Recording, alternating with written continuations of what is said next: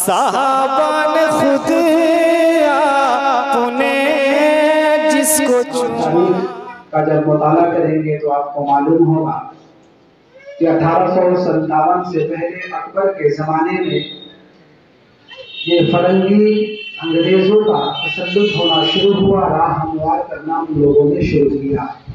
اکبر نے کچھ رائے دی، تب جا کر کے انگریز لوگ اس میں گھسنا شروع کیے، اور اس کے بعد حضرت عالمگیر اورنگزیب رحمۃ اللہ علیہ کے زمانے کے بعد جب حضرت عالمگیر اورنگزیب رحمۃ اللہ علیہ وفات پا گئے، اس کے بعد ایسٹ انڈیا کمپنی قائم کرنے کے راستے سے وہ داخل ہوا ہندوستان میں، اور یہی ایک اس کا بہانہ رہا کہ میں یہاں پر ایک کمپنی چلاؤں گا جس کے ذریعے سے ہندوستان کو ترقی ملے گی، اور ایسٹ انڈیا کمپنی لے کر کے وہ انڈیا میں داخل ہو گیا۔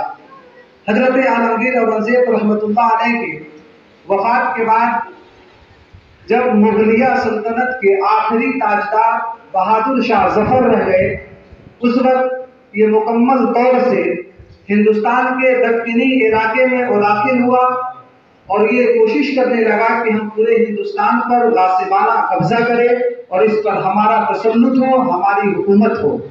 اس اعتبار سے وہ کامیاب ہونے لگا۔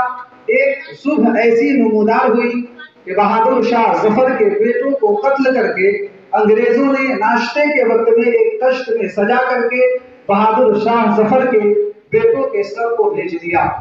جب یہ ماحول ہمارے اہل سنت والجماعت کے علماء نے دیکھا، جس وقت غالباً 1857 عیسوی میں، تب جا کر کے دہلی کی سرزمین پر بروز جمعہ کے دن بعد نماز جمعہ حضرت علامہ فضل حق خیر آبادی رحمۃ اللہ علیہ نے ایک میٹنگ کی، اور اسی نماز جمعہ میں آپ نے ایک بلند ترین خطبہ دیا، جس میں آپ نے تمام ظلموں، زیادتی، جبر و تشدد کو بتایا کہ یہ انگریز ہمارے اوپر کس اعتبار سے قبضہ کرنا چاہتے ہیں، کس اعتبار سے ہمیں غلام بنانا چاہتے ہیں، ہمارے ہندوستان کی دولتوں پر ان کی نگاہیں ہیں، یہ صرف لالچ میں پڑ کر کے ہمارے ہندوستان پر قبضہ کرنا چاہتا ہے۔ حضرت علامہ فضل حق خیر آبادی رحمۃ اللہ علیہ نے سب کچھ بتایا کہ ایک وقت آئے گا کہ نہ ہم صحیح طور پر جی پائیں گے، نہ جو ہمارا حق ہے ہمارا حق ملے گا، ہمارے حقوق کو پامال کر دیا جائے گا۔ تب جا کر کے جامع مسجد دہلی سے علامہ فضل حق خیر آبادی نے ایک استفتاء لکھا، جس میں حکم جہاد آپ نے مرحمت فرمائی، اور جیسے ہی حکم جہاد کا فتویٰ نافذ ہوا، پورے ہندوستان میں مسلمانوں کے دل میں ایک جنون طاری ہو گیا کہ ہمارا دیش اب آزاد ہونا چاہیے۔ یہی جنون، یہی شوق لیے ہندوستان کے کونے کونے سے علماء اہل سنت نے اپنی اپنی آوازوں کو بلند کیا۔ آخر صورت میں انگریزوں نے حضرت علامہ فضل حق خیر آبادی اور اہل سنت والجماعت کے تمام علماء پر چڑھائی شروع کر دی۔ اس وقت میں 1857 عیسوی میں نہ جانے کئی سو علماء اہل سنت شہید کیے گئے۔ اس کے بعد علامہ فضل حق خیر آبادی رحمۃ اللہ علیہ دہلی کی سرزمین پر رہ کر کے آپ مجاہدوں کی تعلیم فرماتے تھے، اس کی تربیت دیتے تھے۔ تب جا کر کے انگریزوں نے سمجھا کہ جن لوگوں نے جہاد فتویٰ دیا ہے ان کو پہلے قید کرنا ضروری ہے، اس کے بعد سزا دینا ضروری ہے، تاکہ کوئی دوسرا یہ جرأت نہ کرے کہ میرے خلاف کھڑا ہو سکے۔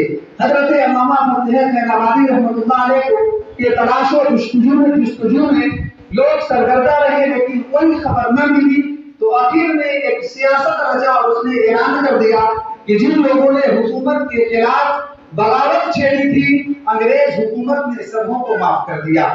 جب یہ خبر عام ہو گئی، خبر عام ہونے کے بعد حضرت علامہ فضل حق خیر آبادی رحمۃ اللہ علیہ اپنے شہر خیر آباد میں جا کر آباد ہو گئے۔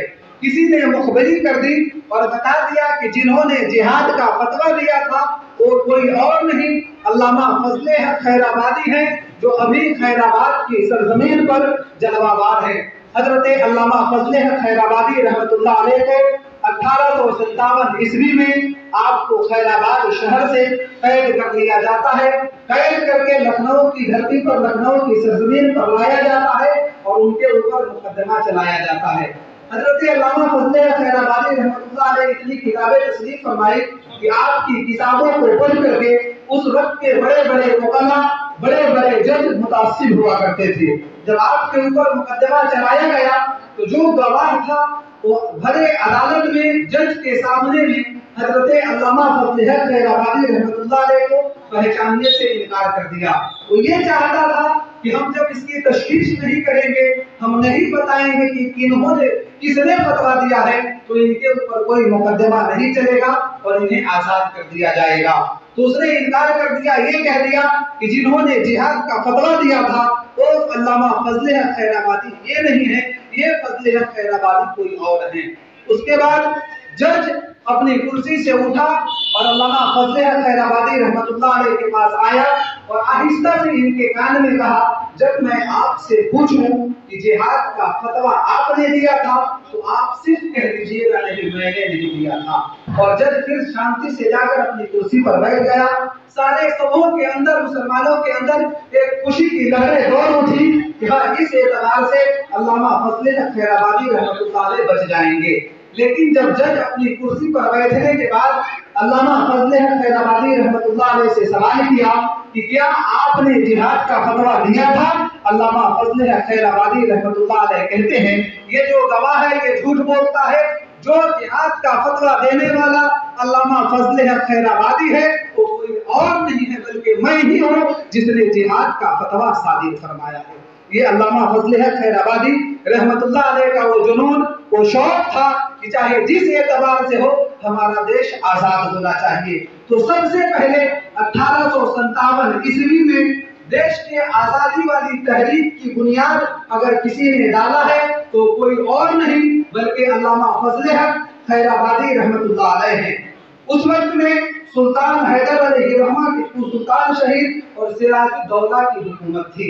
बाद में ये तहरीक चलती रही, अल्लामा फजल हक खैराबादी रहमतुल्लाह अलैह ने बुनियाद रखी और आपने जब ये एक्सेप्ट कर लिया, कबूल कर लिया कि फतवा मैंने ही सादिर किया था, तो आपको कैद करके काला पानी के बाहर कर दिया गया।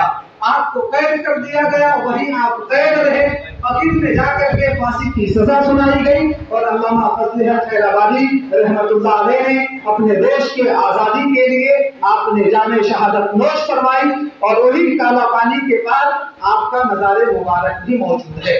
उसके बाद ये तहरीक चलती रही। आखिर में जाकर के मोहनदास करमचंद गांधी, जवाहरलाल नेहरू, सरदार पटेल, अबुल कलाम आजाद, सुभाष चंद्र बोस, ये इन सबों की क़यादत में 1947 ईस्वी में हमारा देश आजाद हुआ। और उसके बाद ये देश जब आजाद हुआ वो रात 14 अगस्त की रात थी, जब आधी रात गुजर चुकी थी, तब देश को आजादी का परवाना मिला। उस वक्त जवाहरलाल नेहरू ने उसी रात में पूरे देश को संबोधित किया और कहा कि आज से हमारा देश आजाद हो गया। तो 12 बज चुके थे, इसलिए 15 अगस्त दाखिल हो चुका था। इसीलिए उसी वक्त से लेकर के आज तक हम यौम आजादी 15 अगस्त को मनाते हैं। अल्लाह का ये खास फैज़-ओ-करम है, उसकी निगाह इनायत है।